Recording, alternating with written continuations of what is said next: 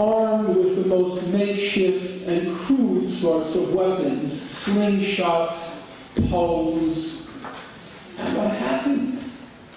Israel's elite force faces these Turkish, mostly Turkish civilians. By the end, or I should say by midway, 3 of the commandos were taken prisoner. One of the passengers, a former U.S. Marine, Ken O'Keefe, he was among those who disarmed the commandos. And he said later, they looked like frightened children in the face of an abusive father. They looked like frightened children in the face of an abusive father. Well, some of you laughed at that remark. You can be sure no Israeli official or general laughed. They were appalled. What kind of image is this transmitting to the Arab world? How is this going to affect our deterrence capacity, the Arab world's fear of us? One Israeli general, he said, it's one thing for people to think we're crazy, that's okay, but it's bad when they think we're incompetent and crazy.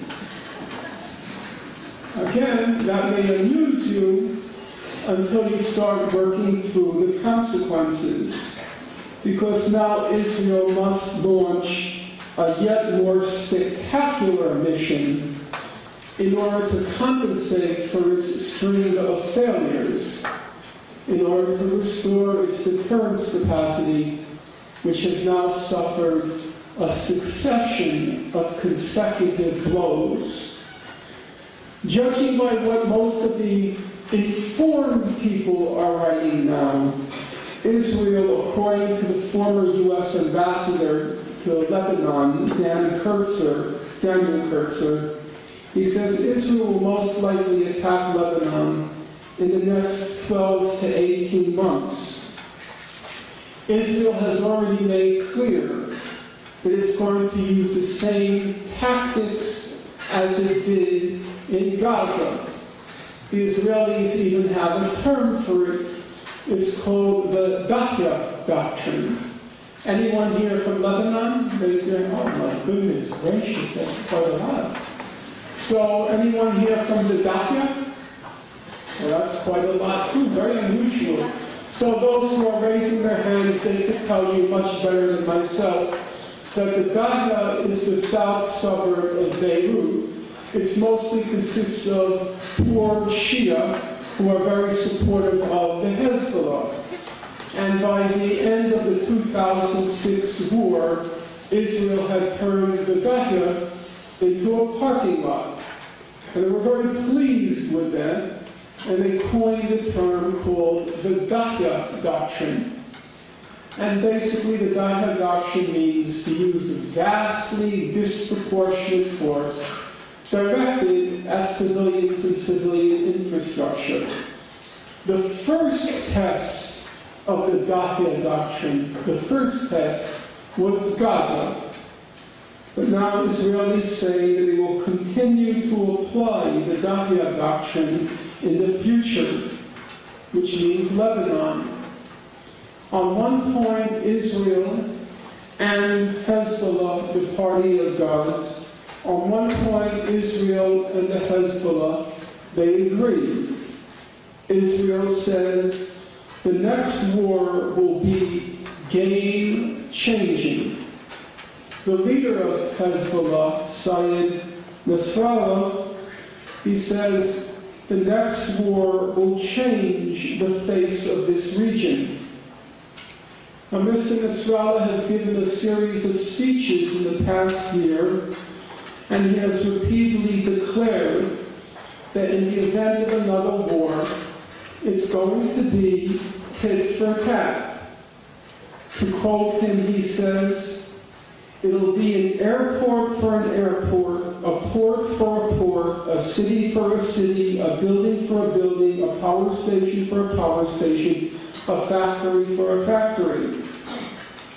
Whatever one might think of Mr. Nasrallah, it's fair to say that his entire reputation rests on one fact alone.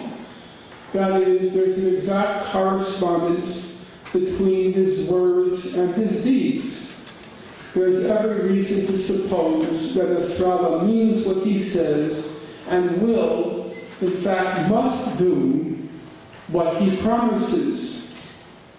And now you have to ask yourself, what will Israel do if Hezbollah missiles start targeting Tel Aviv and large numbers of civilian casualties accumulate on the Israeli side? The prospect grows more terrifying when one considers that there is no way, it is inconceivable, that Israel will accept another defeat in Lebanon.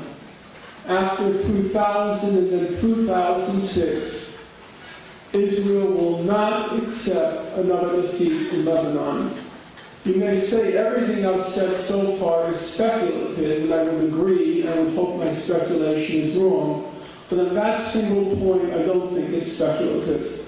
Israel will not accept a defeat. If a defeat appears imminent, I think the prospects of Israel doing things that none of us wants to contemplate are quite real. On the other side, Hezbollah will not accept a defeat. And more so, Iran will not accept a defeat by Hezbollah. Because Iran understands that if Hezbollah is defeated, they're next. And so they will enter into that war to make certain, for their own self-interest, that Hezbollah is not defeated.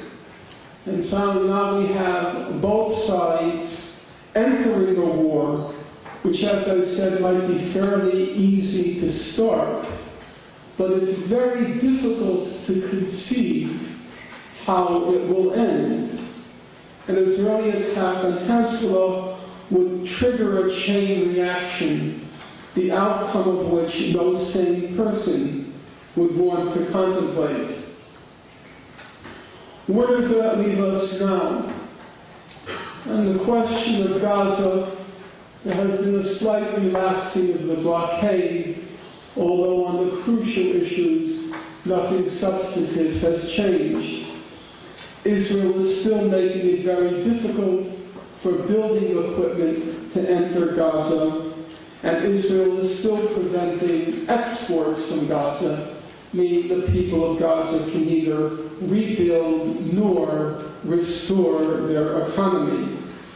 According to the United Nations, it would take approximately 75 years to bring in the materials needed for Gaza's reconstruction on the basis of the current terms of the blockade.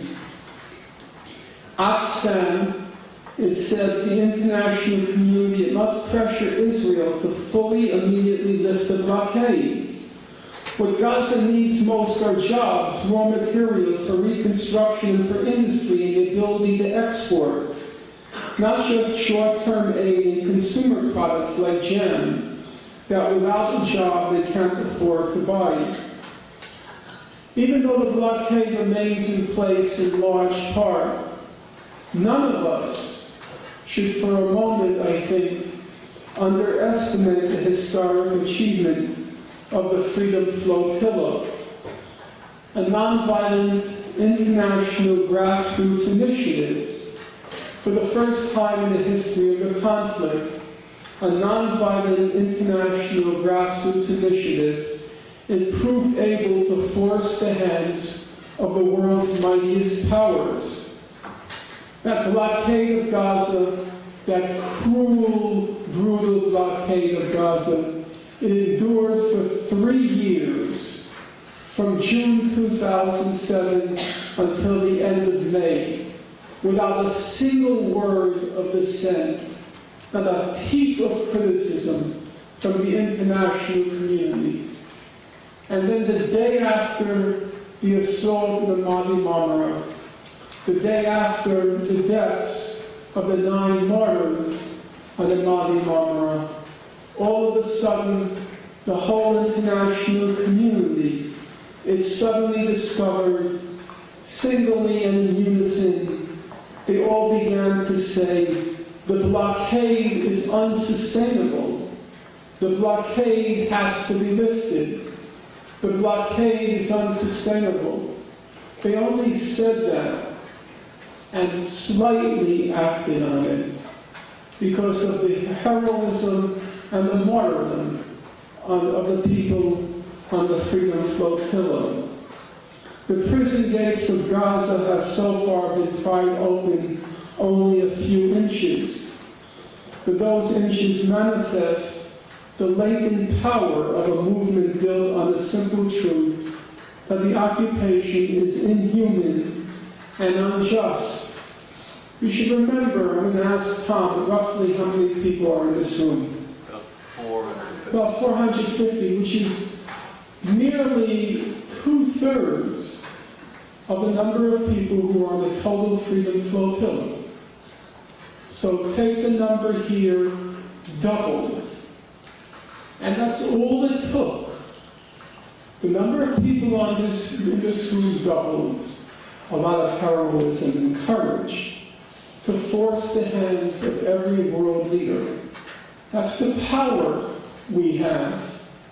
And if we can multiply our numbers, and we're not talking only about one city in Canada, it gives you some sense of the change we can effect if we can show the kind of dedication and commitment the people displayed, including the woman who will be coming on that boat.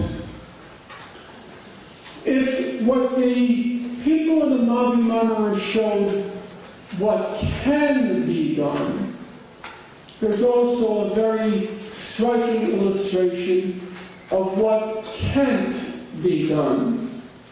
And by that I mean it's absolutely pointless to focus on this meaningless sideshow called the peace process.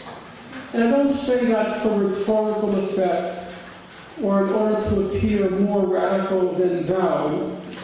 There is no peace process. There never has been.